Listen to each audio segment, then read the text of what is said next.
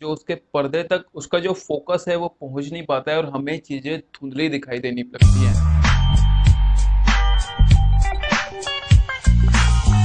Hello friends, welcome back to YouTube channel technical blogger. I hope you guys are doing extremely well and I am also good.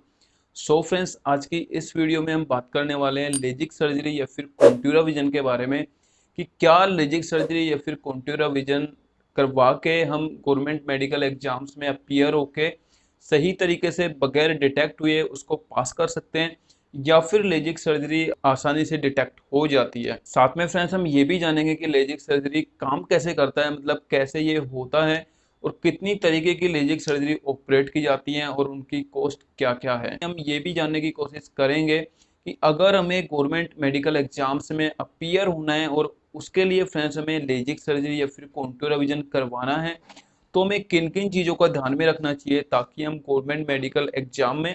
बगैर detect हुए उस exam को पास कर सकें। चलिए friends, आज की वीडियो में इन्हीं सभी टॉपिक के बारे में चर्चा करेंगे, तो चलिए वीडियो शुरू करते हैं। तो फ्रेंड्स, वीडियो शुरू करने से पहले सबसे पहले मेरा एक क्वेश्चन है आपसे कि मुझे रेगुलरली कुछ कमेंट्स मिल रहे हैं कि सर जो आपका चैनल का नाम है टेक्निकल ब्लॉगर वो आपके कंटेंट से मैच नहीं करता है, थोड़ा सा और दिखता है। न्यू व्यूअर्स हैं वो इससे कंफ्यूज हो जाते हैं और इसी वजह से आपके चैनल की ग्रोथ प्रॉपरली नहीं हो रही है। और फ्रेंड्स वो सजेस्ट कर रहे हैं कि मैं अपने चैनल का नाम चेंज कर लूं। तो फ्रेंड्स आपसे मेरा ये क्वेश्चन है कि क्या टेक्निकल ब्लॉगर नाम की इतनी पहचान बन चुकी है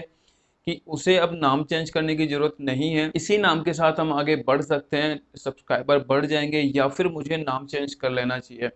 इस बारे में आपकी क्या राय है फ्रेंड्स, बताना कमेंट सेक्शन में जाके। और अगर आपकी राय ये है कि हाँ आपको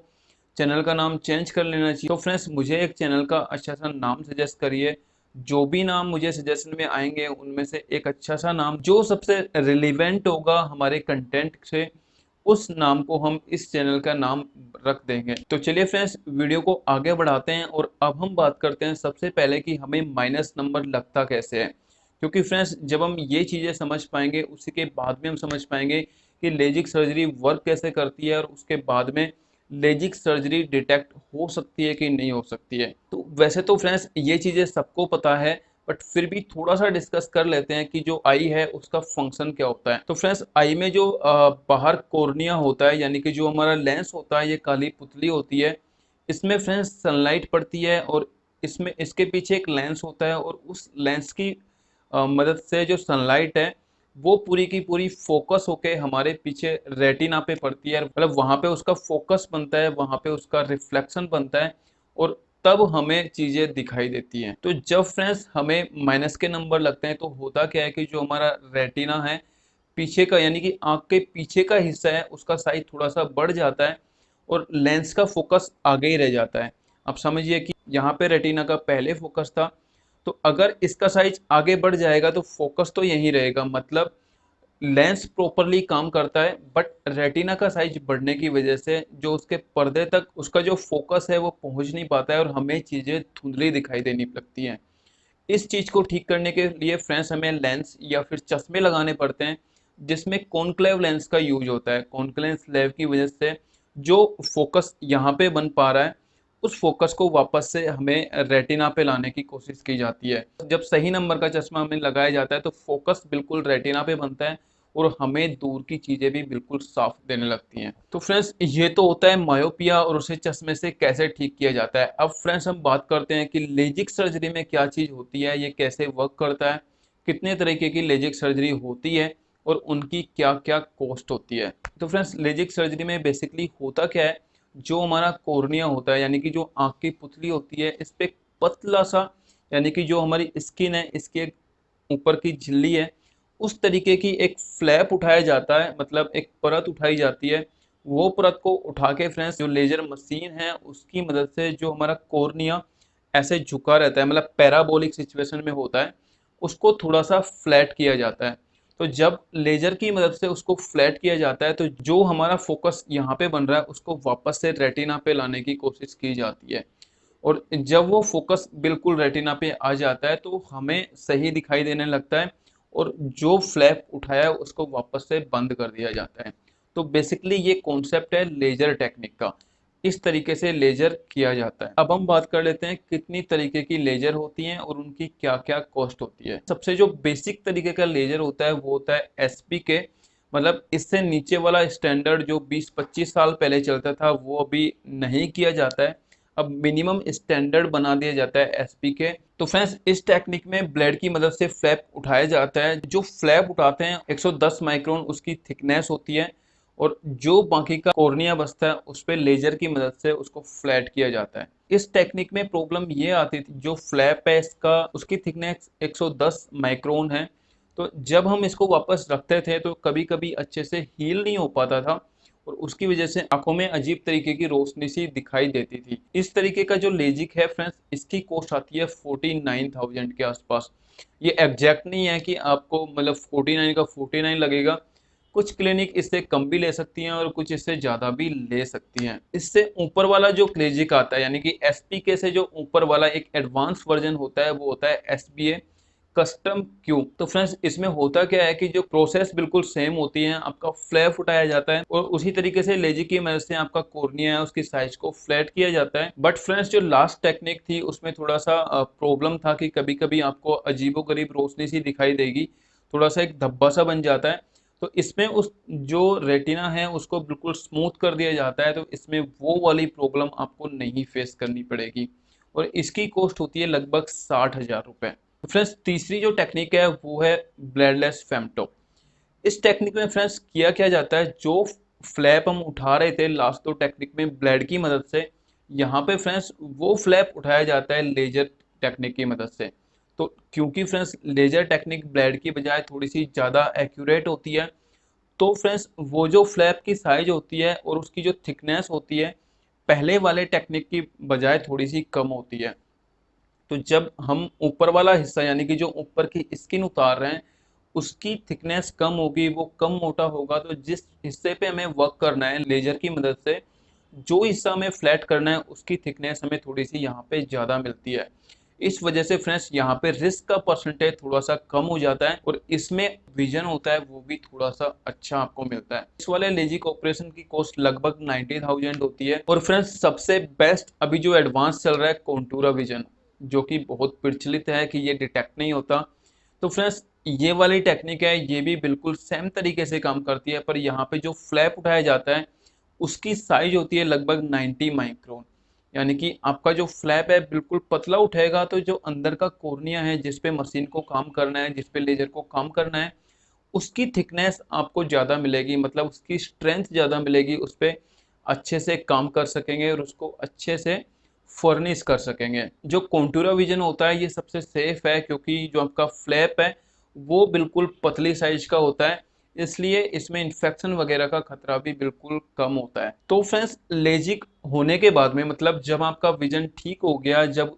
आपका जो लेंस है उसकी साइज उन्होंने फ्लैट कर दी थोड़ी सी, जो फोकल पॉइंट यहाँ बन रहा था वो अभी यहाँ पे आ गया है, उसके बाद फ्रेंड्स होता क्या है, आपका जो फ्लैप है उसको वापस से उसी जगह पे रखा जाता है। और इसमें फ्रेंड्स कोई भी स्टिचेज नहीं आते हैं, क्योंकि जैसे ही फ्लैप रखते हैं, ये नेचर की प्रॉपर्टी है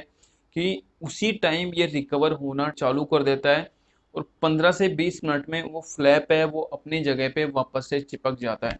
यही वजह है कि लेजिक सर्जरी में आपको किसी भी तरीके की स्टिचेज नहीं लगती हैं, कोई दवा नहीं दी जाती है और आप तुरंत ऑपरेशन करवा के तुरंत आप काम पे जा सकते हैं। तो फ्रेंड्स ये था लेजिक सर्जरी और कौन कौन सी लेजिक सर्जरी होती है उनका थोड़ा सा आइडिया मैंने आपको दिया है। तो फ्रेंड्स अब आता है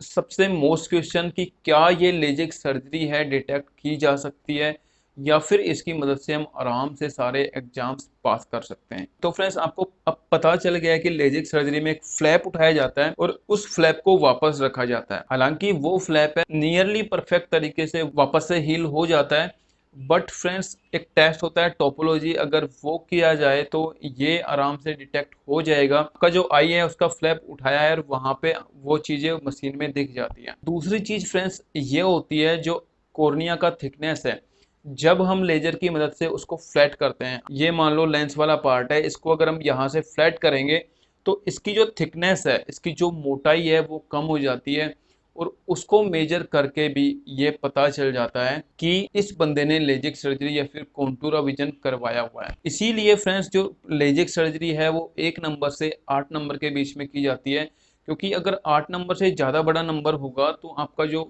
ये वाला पार्ट है ये ज़्यादा फ्लैट करना पड़ेगा। और फ्रेंड्स इसको अगर ज़्यादा फ्लैट करेंगे तो ये ज़्यादा घिसेगा, मतलब ज़्यादा इसकी थिकनेस चली जाएगी, ये बिल्कुल पतला रह जाएगा और इसका जो स्ट्रेंथ है आपका कॉर्निया का वो नहीं बचेगा उतना। तो लेजिक सर्जरी सेफ मानी जाती है 1 नंबर से और 8 नंबर के बीच में। तो फ्रेंड्स अगर आप एनडीए वगैरह का टेस्ट दे रहे हैं जहाँ पे बहुत हाई स्टैंडर्ड का मेडिकल होता है, सारी चीज़ें बहुत अच्छे से चेक की जाती हैं, तो वहाँ पे आप लेजिक सर्जरी से मेडिकल एग्जाम पास नहीं कर सकते हैं, क्योंकि ये चीज़ें वहाँ पे आराम से बहुत आसानी से डिटेक्ट हो जाती हैं। और बहुत सारे ऐसे केसेस देखने में आए हैं जो कि लेजिक सर्जरी की मदद से लोगों को बाहर होना पड़ा है। बट फ्रेंड्स कुछ ऐसे एग्जाम भी हैं जैसे सीडीएस वगैरह, रेलवे वगैरह या फिर आर्मी वगैरह, जहाँ पे मेडिकल एग्जाम उस लेवल का नहीं होता है, जहाँ पे आप लेजिक सर्जरी करवा के इन मेडिकल एग्जाम्स को पास कर सकते हैं। मैंने भी फ्रेंड्स कुछ ऐसे लाइव एग्जाम्पल देखे हैं जो कि लेजिक सर्जरी करवा के अभी रेलवे वगैरह में जॉब कर रहे हैं। बट फ्रेंड्स अगर हमें ऐसा करना है तो किन किन बातों का ध्यान रखना चाहिए, किस तरीके से लेजिक सर्जरी करवानी चाहिए, कौन सी लेजिक सर्जरी करवानी चाहिए, ताकि हम गवर्नमेंट मेडिकल एग्जाम्स को पास कर सकें बगैर डिटेक्ट हुए। अगर आप किसी मेडिकल एग्जाम में अपीयर होने जा रहे हैं और उसके लिए आपको लेजिक सर्जरी करवानी है तो फ्रेंड्स आप लेजिक सर्जरी एटलीस्ट आप उस मेडिकल टेस्ट से 6 to 12 मंथ्स पहले करवा लें, ताकि आपका जो फ्लैप उठाकर वापस रखा जाता है आई का वो अच्छी तरीके से रिकवर हो जाए और बाकी सारी चीज़ें अच्छे से रिकवर हो जाएं, ताकि वो चीज़ें जल्दी से डिटेक्ट ना हो और आप मेडिकल टेस्ट में पास करवाएं। तो पहली सलाह ये है फ्रेंड्स कि जब भी आप लेजिक सर्जरी करवाएं गवर्नमेंट मेडिकल एग्जाम्स के लिए तो एटलीस्ट उस गवर्नमेंट मेडिकल एग्जाम में अपीयर होने से 6 से 12 महीने पहले करवाएं। दूसरी सलाह ये है कि फ्रेंड्स अगर आप गवर्नमेंट मेडिकल एग्जाम में अपीयर होना चाहते हैं तो फ्रेंड्स यहाँ पे आपको सबसे बेस्ट वाला ऑप्शन यानी कि कॉन्टूरा विजन के लिए जाना चाहिए, क्योंकि जो उसमें फ्लैप साइज है वो सबसे कम होती है, यानी कि 90 माइक्रोन के आसपास होती है, और जो आपका कॉर्निया का थिकनेस है वो आपका प्रॉपर रहेगा, यानी कि पोस्ट लेजिक ऑपरेशन आपका कॉर्निया का जो थिकनेस है वो भी प्रॉपर रहेगा और आसानी से वो डिटेक्ट नहीं कर पाएंगे। दूसरी चीज़ है फ्रेंड्स, जब भी आप लेजिक सर्जरी करवाने जाते हैं तो आपकी एज है वो एटलीस्ट 20 ईयर्स की होनी चाहिए, क्योंकि फ्रेंड्स 20 ईयर्स तक हमारा जो शरीर है, हमारी जो बॉडी है वो ग्रोथ में होती है, मतलब साइज हमारे शरीर की बढ़ती रहती है। और अगर आपने इससे पहले कॉन्टूरा विजन या फिर लेजिक वगैरह करवा लिया तो आपका जो आँख का जो पीछे का पार्ट है यानी कि जो रेटिना वाला पार्ट है उसकी साइज वापस से बढ़ सकती है, क्योंकि वहाँ भी ग्रोथ हार्मोन्स हैं। तो 20 के बाद में फ्रेंड्स आपके ग्रोथ हार्मोन भी स्टेबल हो जाते हैं, सारी चीज़ें स्टेबल हो जाती हैं, आपकी आई का नंबर है किसी भी नंबर पे आके रुक जाता है, तभी आपको लेजिक या फिर कॉन्टूरा विजन करवाना चाहिए। क्योंकि फ्रेंड्स अगर आपने एक बार कॉन्टूरा करवा लिया या फिर लेजिक करवा लिया और उसके बाद में आपको वापस से अगर नंबर आ गए तो फिर से आपको चश्मा पहनना पड़ेगा और फिर से आप दोबारा लेजिक के लिए नहीं जा सकते। फ्रेंड्स सबसे लास्ट वाली चीज़ यही है कि पोस्ट लेजिक कॉर्नियल थिकनेस, यानी कि लेजिक ऑपरेशन होने के बाद में जो आपका कॉर्निया है उसकी जो थिकनेस है 450 माइक्रोन से ज़्यादा रहनी चाहिए, मतलब 450 माइक्रोन से कम नहीं रहना चाहिए, नहीं तो वो चीज़ें आपके लिए भी हानिकारक है, मतलब आपके लिए भी वो डेंजरस है कि आपका जो कॉर्निया है उसका स्ट्रेंथ बहुत कम हो जाएगा और फ्रेंड्स वो चीज़ें आराम से मेडिकल टेस्ट में डिटेक्ट हो जाती हैं। तो फ्रेंड्स अगर आप इस वीडियो को यहाँ तक देख रहे हैं, मतलब आपको वीडियो पसंद आ रही है, तो आपसे मेरी एक रिक्वेस्ट है कि फ्रेंड्स इस वीडियो को आप एटलीस्ट एक बंदे तक शेयर जरूर करिए, ताकि फ्रेंड्स बाकी सारे जो स्टूडेंट्स हैं उनको भी थोड़ी सी नॉलेज मिल सके और एक सही जानकारी उन तक पहुँच सके, साथ में इस चैनल को भी थोड़ी सी हेल्प मिल सके। तो फ्रेंड्स अब हम फाइनल वर्डिक्ट की बात करते हैं कि क्या हम लेजिक सर्जरी से गवर्नमेंट मेडिकल एग्जाम में बगैर डिटेक्ट हुए पास हो सकते हैं कि नहीं हो सकते हैं। तो फ्रेंड्स एनडीए वगैरह का जो टेस्ट है जहाँ पे बहुत तगड़े लेवल का मेडिकल होता है वहाँ पे आप आराम से डिटेक्ट हो जाएंगे अगर आप लेजिक सर्जरी करवा के जाते हैं तो। बट फ्रेंड्स बाकी के जो मेडिकल्स हैं जहाँ पे मेडिकल इतने हाई स्टैंडर्ड का नहीं होता है वहाँ पे आप आराम से कॉन्टूरा विजन या फिर लेजिक सर्जरी करवा के मेडिकल टेस्ट पास कर सकते हैं। बट उन्हें कोई डाउट होता है तो वापस से आपको टोपोलॉजी टेस्ट के लिए भेजेंगे और वहाँ पे आप डिटेक्ट हो जाएंगे। तो friends it's up to you, कई लोग पास करके जाते हैं, अभी जॉब कर रहे हैं अच्छे से, और कई लोग डिटेक्ट होकर रिजेक्ट भी कर दिए जाते हैं। बाकी फ्रेंड्स लेजिक सर्जरी लीगल नहीं है कि हाँ मैंने लेजिक सर्जरी करवा ली है और अब मुझे ये मेडिकल टेस्ट है इसमें अपीयर होना है, क्योंकि उसमें आपकी कॉर्नियल थिकनेस कम हो जाती है और ये चीज़ें गवर्नमेंट जॉब्स के लिए एक्सेप्टेबल नहीं है। बट फ्रेंड्स फिर भी आप अपीयर होना चाहते हैं, अगर आप अपने आप को एक चांस देना चाहते हैं गवर्नमेंट मेडिकल एग्जाम में आप अपीयर होना चाहते हैं, तो मेरी राय यही है कि एटलीस्ट 6 to 12 मंथ्स आप पहले लेजिक करवा लें, ताकि आपके जो आई के जो स्पॉट है ये भी खत्म हो जाएंगे, साथ में आपका आई का कॉर्निया का जो टिश्यूज हैं वो भी अच्छे से रिकवर हो जाएंगे। तो फ्रेंड्स आज की वीडियो में इतना ही। आई होप वीडियो आपको इन्फॉर्मेटिव लगी होगी। अगर आपको वीडियो अच्छी लगी हो तो वीडियो को लाइक करिए, चैनल को सब्सक्राइब करिए, और फ्रेंड्स अगर आपका कोई डाउट है तो कमेंट बॉक्स में जाके आप मुझसे पूछ सकते हैं। आज के लिए इतना ही, मिलेंगे किसी नेक्स्ट वीडियो में किसी नेक्स्ट टॉपिक के साथ में। तब तक के लिए जय हिंद, वंदे मातरम, बाय बाय।